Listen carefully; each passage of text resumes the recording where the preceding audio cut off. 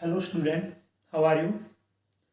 आज हमारा lecture number 5 है और आज लगभग हम जो एक पार्ट है चार्जेस और फोर्सेस उसको कंप्लीट कर लेंगे। और इसमें हमारा एक इम्पोर्टेंट टॉपिक बचा हुआ Coulomb's law in vector form. Vector का मतलब होता है जैसे कि पहले हमने कूलम्ब्स लॉ पढ़ा था, F इज इक्वल टू ये पढ़ा था के Q1 Q2 अपॉन में आर स्क्वायर। लेकिन ये इसमें वेक्टर फॉर्म नहीं थी। वेक्टर का मतलब क्या होता है, जब हम डायरेक्शन की बात करते हैं वेक्टर ये बताता है कि अब हमें यहाँ पे फोर्स की डायरेक्शन भी बतानी है कि फोर्स है वो किस डायरेक्शन के अंदर लग रहा है और किस डायरेक्शन में नहीं लग रहा। तो देखिए हम दो चार्जेस मान लेते हैं, एक चार्ज Q1 मान लिया और एक चार्ज Q2 मान लिया। Two charges are separated by a distance r। Q1 का पोजीशन वेक्टर r1 मान लिया, Q2 का पोजीशन वेक्टर r2 मान लिया। पोजीशन वेक्टर होता है कि ओरिजिन से जो डिस्टेंस होती है, स्ट्रेट डिस्टेंस, उसको डिनोट करता है। अब मैं मानता हूं कि बोथ चार्जेज हैव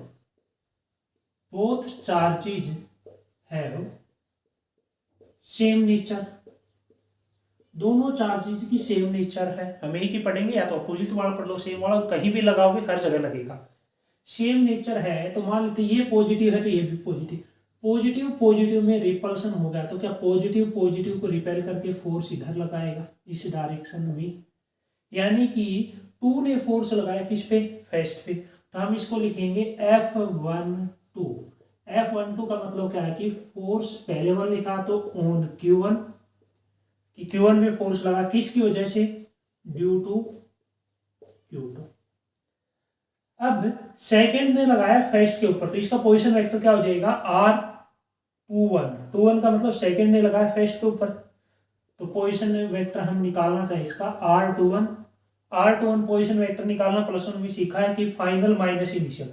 सेकंड ने लगाया फेस्ट पे तो फाइनल पोजीशन होगी R1 माइनस R2। यहां तक कोई दिक्कत। अब हम फॉर्मूला लगाएंगे simple, F12 is equal to क्या हो जाएगा, के Q1 Q2 अपॉन में आर स्क्वायर इंटू में आर कैप।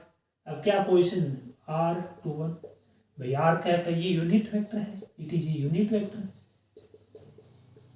और ये यूनिट वेक्टर यही तो बताएगा कि फोर्स किस डायरेक्शन में लग रहा है, किसने लगाया और किधर लगाया। R21 का मतलब सेकंड ने लगाया, किस पे लगाया, फेस्ट पे लगाया। ऐसे आए बात समझ में। अब हमने ये भी पता है कि पोजीशन वेक्टर क्या होता है, कहीं पे भी यूनिट वेक्टर निकालें तो क्या होता है, खुद वेक्टर अपॉन में वेक्टर का मैग्नीट्यूड। देखो R21 लिखो या R12, टोटल डिस्टेंस तो Q1 Q2 के बीच की रहनी, तो मैं इसको R से डिनोट कर देता हूँ। तो क्या बन जाएगा, F12 इज इक्वल टू क्या आ जाएगा, कि Q1 Q2 अपॉन में R कैप की जगह R21 वेक्टर अपॉन में R स्क्वायर ये था और एक ही आएगा तो क्या हो जाएगा R की cube. This is the Coulomb's law in vector form में आ जाएगा। ध्यान रखना Q1 and Q2 with sign, Q1 और Q2 को हमें विद साइन पुट करना। पॉजिटिव है तो पॉजिटिव पुट करना और नेगेटिव है तो नेगेटिव पुट करना। उसके बाद देखो इसको और आगे क्या R21 की वैल्यू पुट कर सकते हो, ये रे बिल्कुल कर सकते हैं। तो F12 इज इक्वल टू आ जाएगा कि Q1 Q2 R1 minus R2 upon में R की क्यूब। सिमिलरली हम लिखना चाहें F21 लिखना चाहोगे तो क्या आएगा, के Q1 Q2 F21 इसका अपोजिट कर दो, R2 माइनस R1 अपॉन में R की क्यूब। ये इक्वेशन फर्स्ट और ये इक्वेशन सेकंड। क्या देखो फर्स्ट और सेकंड से ये सेम है, ये सेम है, इसका ही जो डिफरेंस है। अगर इसमें से माइनस कॉमन ले लो तो क्या दोनों इक्वेशन सेम बन जाएंगी। तो हम कह सकते हैं from first and second F12 is equal to minus का F21। बेटा इसमें से माइनस कॉमन लोगे तो ये फर्स्ट इक्वेशन ही बन जाएगी। इसका मतलब देखो F12 is equal to F21, force है वो सेम लगेगा लेकिन अपोजिट का न्यूटन थर्ड लॉ को फॉलो कर रहा है। हाँ बिल्कुल कर। कई बार पूछ लेता कि Coulomb's law Newton third law को फॉलो कर रहा है या नहीं कर रहा, प्रूफ करके दिखाओ। तो हमने करके दिखा दिया। बात आती है अगर अपोजिट चार्जेस होते कुछ नहीं था, ये फोर्स इधर लग जाता और ये फोर्स इधर लग जाता। भाई यहाँ पॉजिटिव यहाँ नेगेटिव, ये इसको अपनी तरफ खींचता और ये इसको अपनी तरफ खींचता। तो ज्यादा कंफ्यूज होने की जरूरत नहीं, सिर्फ ये कंसेप्ट पकड़ लो, कहानी खत्म हो जाएगी, प्लस माइनस पुट कर दो इसी में, ये दूसरा फॉर्मूला याद रखने की जरूरत नहीं है। तो Coulomb's law in vector form समझ में आ गया होगा। अगर अलग अलग बुक में इसको पढ़ोगे ना तुम लोग, तो अलग अलग बुक में इसको कंफ्यूज कर रखा है, कहीं पे कुछ कहीं पे कुछ, तो इसलिए कोई भी एक फॉर्मूला पकड़ के चलो, अपना एक फॉर्मूला बनाओ। उसके बाद आता है superposition principle.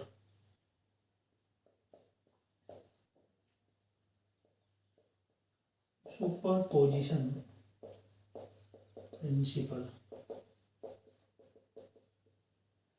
Superposition principle क्या कहता है कि मान लेते हैं हम कोई भी चार्ज है हमारे पास, ये रहा चार्ज क्यू नोट यहाँ रखा हुआ, इसके चारों ओर एक मल्टीपल चार्ज रखे हैं, ये Q1 चार्ज मान लिया, जिसकी यहाँ से डिस्टेंस R01 मान ले। यहाँ कोई दूसरा चार्ज रखा हुआ Q2 मान लिया, जिसकी डिस्टेंस मान लिया R02।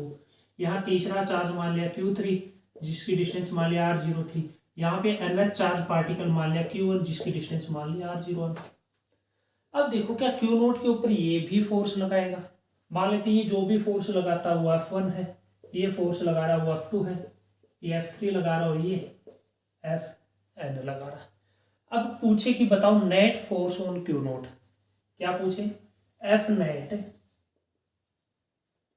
On Q note, Q note पे नेट फोर्स कितना लगेगा। तो सुपरपोजिशन प्रिंसिपल क्या कहता है कि किसी भी एक चार्ज के ऊपर मल्टीपल चार्ज की वजह से लगने वाला फोर्स क्या होता है, उन सभी चार्ज के द्वारा लगने वाले फोर्स के वेक्टर सम के इक्वल होता है। समझो Q नोट के ऊपर ये फोर्स लगा रहा है F1, ये फोर्स लगा रहा है F2, ये फोर्स लगा रहा है F3 और ये लगा रहा है Fn। तो ये कहता है कि सभी फोर्सेज का क्या कर दो, वेक्टर सम कर दो, नेट फोर्स आ जाएगा किसी भी एक चार्ज पार्टिकल के ऊपर। इसको और आगे सोल्व करना चाहो तुम्हारी मर्जी है, ज्यादा कोई काम का नहीं आएगा। F नेट और Q नोट हम यही से देखो क्या लगेगा इसके ऊपर force K Q1 Q note, Coulomb's law लगा रहे हैं, डिस्टेंस कितनी R01 का स्क्वायर, प्लस इस पे कितना लगेगा Q2, यहाँ charge Q note, distance R02 का स्क्वायर, प्लस Q3, यहाँ charge Q naught upon R03 का square, plus Qn Q note R01 का स्क्वायर।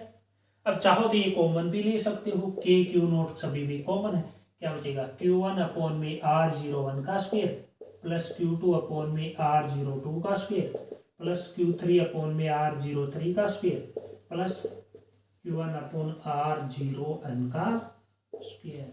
सिंपल सी बात ये रखनी कि अगर एक चार्जेस के ऊपर मल्टीपल चार्जेस की वजह से फोर्स लग रहा है तो वो क्या होगा, सभी चार्जेस के द्वारा लगने वाले फोर्स के वेक्टर सम के इक्वल होगा।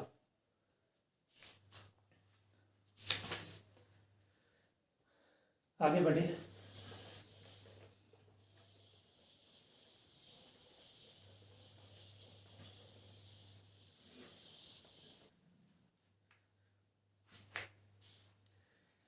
इसके न्यूमेरिकल देखें, लेकिन अभी एक टॉपिक और बचा हुआ वो कर लेते हैं, उसके बाद इस वीडियो में टाइम बचा तो, नहीं तो नेक्स्ट वीडियो में कूलम्ब्स लॉ के और सुपरपोजिशन प्रिंसिपल के न्यूमेरिकल भी बाकी। कंटिन्यूअस चार्ज डिस्ट्रीब्यूशन, किसी भी ऑब्जेक्ट को अगर हम कंटिन्यूअसली पॉजिटिव या नेगेटिव चार्ज देते हैं वो कहलाता है कंटिन्यूअस चार्ज डिस्ट्रीब्यूशन। जैसे कि अगर हम किसी लाइन के अलोंग चार्ज को डिस्ट्रीब्यूट करें वो कहलाता है लीनियर चार्ज डिस्ट्रीब्यूशन। जैसे मैं कहूँ, यहाँ समझा रहा हूँ अलग से, बाकी तो मैं जो काम की चीजें वो देखें, ये लाइन है, अगर इसको पॉजिटिव या नेगेटिव चार्ज हम डिस्ट्रीब्यूट कर दें यूनिफॉर्मली, सब जगह सेम होना चाहिए, तो वो कहलाएगा लाइन चार्ज डिस्ट्रीब्यूशन। अगर मैं एक सरफेस को यूनिफॉर्म चार्ज डिस्ट्रीब्यूट करा तो वो कहलाएगा सरफेस चार्ज डिस्ट्रीब्यूशन। अगर मैं एक वॉल्यूम के अंदर चार्ज को डिस्ट्रीब्यूट करा तो वो कहलाएगा वॉल्यूम चार्ज डिस्ट्रीब्यूशन। हमारे काम की तीन चीजें यहाँ से, सबसे पहला आता है linear charge density, linear charge density जिसको डिनोट करते हैं लैम्डा से। ये क्या होती है, लीनियर चार्ज डेंसिटी होती है चार्ज पर यूनिट लेंथ, एक यूनिट लेंथ में कितना चार्ज आ रहा है वो कहलाती है लीनियर चार्ज डेंसिटी। जैसे कि मैंने ये एक लाइन ली और इसके अलोंग चार्ज को यूनिफॉर्मली डिस्ट्रीब्यूट कर दिया तो ये बन गया लीनियर चार्ज डिस्ट्रीब्यूशन। अब हमें निकालना हो तो लैम्डा इक्वल टू कंप्लीट का तो नहीं निकाल सकते, हमने क्या किया, इसका एक छोटा सा पार्ट कट कर लिया, ये जिसकी लेंथ कितनी है dl। अब स्मॉल क्यों लिया, सोचने वाली बात है, क्योंकि हम पहले ही बता चुके कि हमारे पास जो भी फॉर्मूले होंगे ना वो पॉइंट चार्ज के लिए होंगे, इसलिए हम स्मॉल लेके चलेंगे। और इसके ऊपर चार्ज कितना है, dq, तो लैम्डा इक्वल टू क्या आ जाएगा, चार्ज पर यूनिट लेंथ, dq अपॉन में, ठीक है। इसकी ऐसा यूनिट पूछे तो चार्ज की होती कूलाम और अपॉन में लेंथ है तो मीटर, तो dq इज इक्वल टू निकालेंगे तो क्या आ जाएगा, लैम्डा dl। ये फॉर्मूला और ये फॉर्मूला इंपॉर्टेंट, ये याद रख लो, ये तो यहीं से आया। दूसरा इसी में आगे चल के एक टॉपिक है फोर्स, मैं साथ ही साथ मिक्स करके करा रहा हूं, force due to linear charge distribution, linear charge distribution on a charge. मैं मान लेता हूं कि यहां से एक चार्ज रखा हुआ क्यू नोट डिस्टेंस के ऊपर आर नोट, बताओ इस लीनियर चार्ज डिस्ट्रीब्यूशन की वजह से फोर्स। अब देखो कंप्लीट चार्ज की वजह से नहीं निकाल सकते बेटा, क्योंकि ये पॉइंट चार्ज नहीं है, तो हमें क्या एक छोटा सा चार्ज लेना पड़ेगा dq, dq और इसके बीच में फोर्स निकालेंगे, चार स्मॉल है तो क्या फोर्स भी स्मॉल होगा, df कितना, गुलाम से लगा दो k, q1 की जगह कितना है dq, q2 की जगह q नोट अपॉन में आर स्क्वायर, क्या dq की वैल्यू है लैम्डा dl, पुट कर दो, तो df इक्वल टू आ जाएगा k lambda dl q naught upon r square. जो टर्म्स कॉमन है उनको बाहर निकालो, df equal to k constant है लैम्डा q नोट और r स्क्वायर, इंटीग्रेशन अंदर क्या बचेगा dl। अब कंप्लीट का निकालना, इसका क्या कर दो इंटीग्रेशन, यानी कि जहां बड़ा चार्ज आ जाए पॉइंट चार्ज का निकालेंगे और कंप्लीट के लिए उसका क्या करेंगे, इंटीग्रेशन करेंगे। आगे देखो,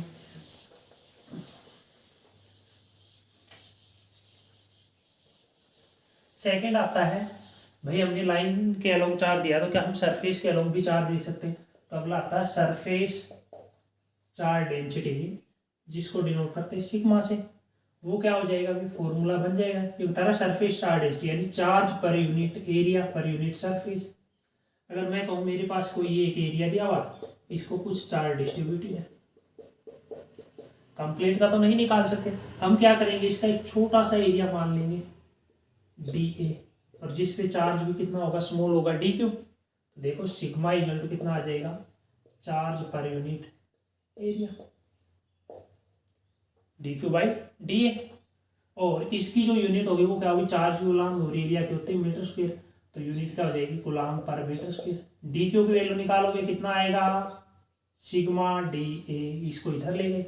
अब ये इसकी वजह से यहाँ पे चार्ज क्यू नोट रखा हुआ आर नोट डिस्टेंस पे, फोर्स बताओ, देखो कंप्लीट का तो नहीं निकाल सकते, हम एक पॉइंट चार्ज माना है dq, उसकी वजह से निकालो, फोर्स भी स्मॉल होगा, df कितना आएगा, k गुलाम से लगा q1 q2 यानी q1 कितना dq, q2 q naught, dq q naught upon r square, dq की वैल्यू पुट कर दो, तो df इक्वल टू कितना आ जाएगा, k, dq की जगह कितना आएगा भाई, ये रहा sigma dA q naught upon में आर स्क्वायर।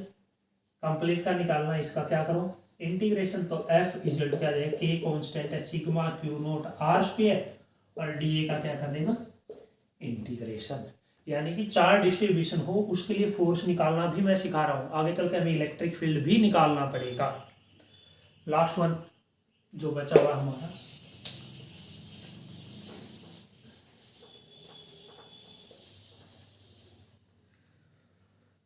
अगला क्या है, volume charge distribution, volume charge distribution तो करें बता ही दिया था, वॉल्यूम चार्ज डेंसिटी जिसको डिनोट करते हैं रो से। एक वॉल्यूम के अंदर हो, ये वॉल्यूम है, इसके अंदर वॉल्यूम का समझे ना, मतलब स्पेयर के अंदर अगर हम चार्ज दें और इंसुलेटिंग स्पेयर के अंदर देंगे तो वो वॉल्यूम चार्ज डिस्ट्रीब्यूशन कहलाएगा, क्योंकि कंडक्टिंग पे तो सरफेस पे आ जाता है, तो क्या होगा sigma equal rho is equal to charge बटे वॉल्यूम, चार्ज पर यूनिट। हम वही करेंगे, इसका एक छोटा सा वॉल्यूम मान ले डीवी, जिसके ऊपर चार्ज कितना होगा dq होगा। अब निकालो इसका, तो रो इज इक्वल टू क्या आ जाएगा dq अपॉन में dv, तो यहाँ से dq इज इक्वल टू कितना आ जाएगा रो dv, यूनिट यहाँ से देख लेना कितने आएगी, कूलाम पर मीटर क्यूब। स्मॉल के ऊपर फोर्स निकालना है, वही डिस्टेंस आर नोट के ऊपर एक चार्ज क्यू नोट रखा हुआ है, तो df इक्वल टू क्या करोगे k, ये charge dq, Q not upon में आर नोट का स्क्वायर, डी क्यू की वैल्यू पुट करो k rho D V Q not upon में आर नोट का स्क्वायर, कंप्लीट का करना है क्या कर दो इंटीग्रेशन, तो एफ इज इक्वल टू आ जाएगा k constant rho Q not R not का स्क्वायर इंटू में रो डी वी। ये था हमारा चार्ज डिस्ट्रीब्यूशन जिसके बारे में पढ़ रहे थे। अब देखो एक दो न्यूमेरिकल और देखते हैं।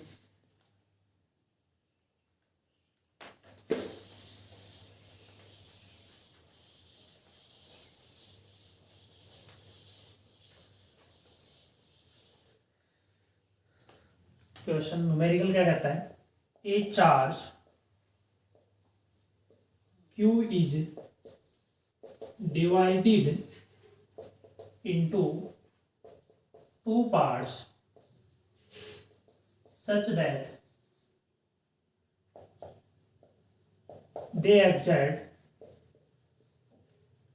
maximum force on each other placed at a certain distance.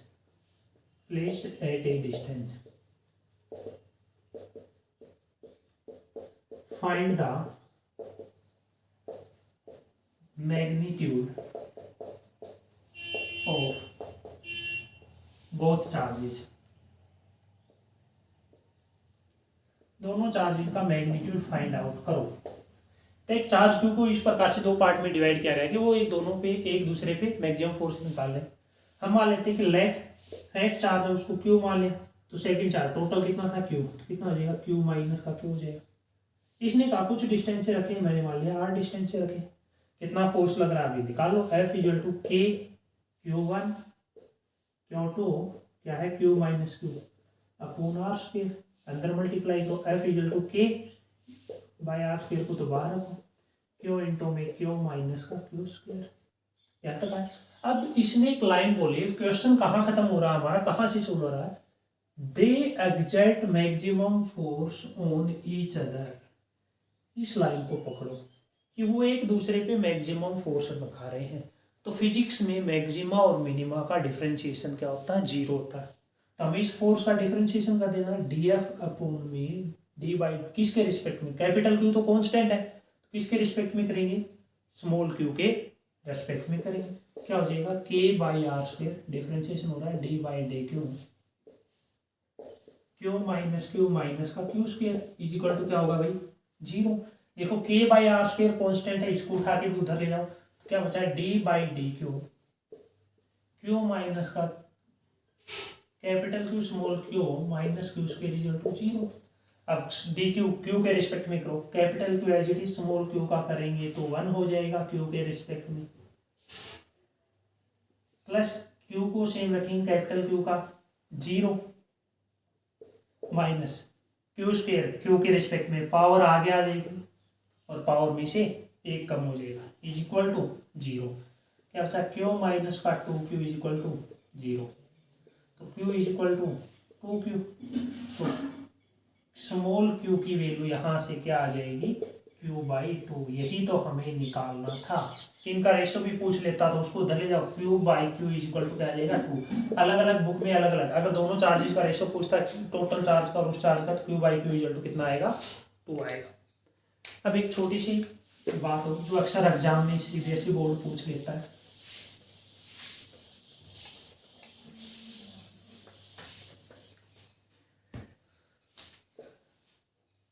Q1 Q2 greater than 0 और Q1 Q2 लेस देन 0, इसका मीनिंग बताओ क्या होता है, ये चीज क्या हमें बता रही है।